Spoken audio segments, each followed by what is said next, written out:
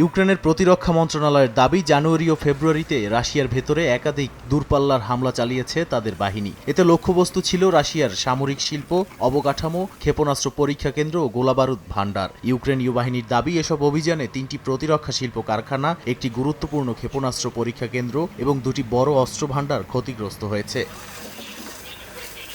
ইউক্রেনের দাবি, 12ই ফেব্রুয়ারির ভলভোগ্রাদ অঞ্চলের কোটলুবান এলাকায় একটি বড় অস্ত্র ভান্ডারেও হামলা চালানো হয়। সেখানে FP5 ফ্লেমিঙ্গো দূরপাল্লার ক্রুজ মিসাইল ব্যবহার করা হয়েছে বলে জানায় কিয়েভ।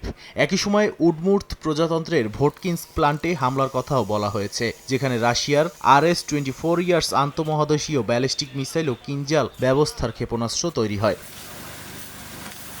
অন্যদিকে রুশ প্রতিরক্ষা মন্ত্রণালয়ের দাবি, দোনেৎস্ক অঞ্চলের হলুবিভকা নামের একটি গ্রাম দখল করেছে তাদের বাহিনী। একই রাতে ইউক্রেন রেকর্ড সংখ্যক 754টি ড্রোন দিয়ে হামলা চালায় বলেও দাবি করেছে মস্কো। তবে ইউক্রেনের জেনারেল স্টাফ বলছে, 2024 সালের পর প্রথমবারের মতো এক মাসে তারা যত এলাকা পুনর্দখল করেছে তার চেয়ে কম এলাকা দখল করেছে রাশিয়া।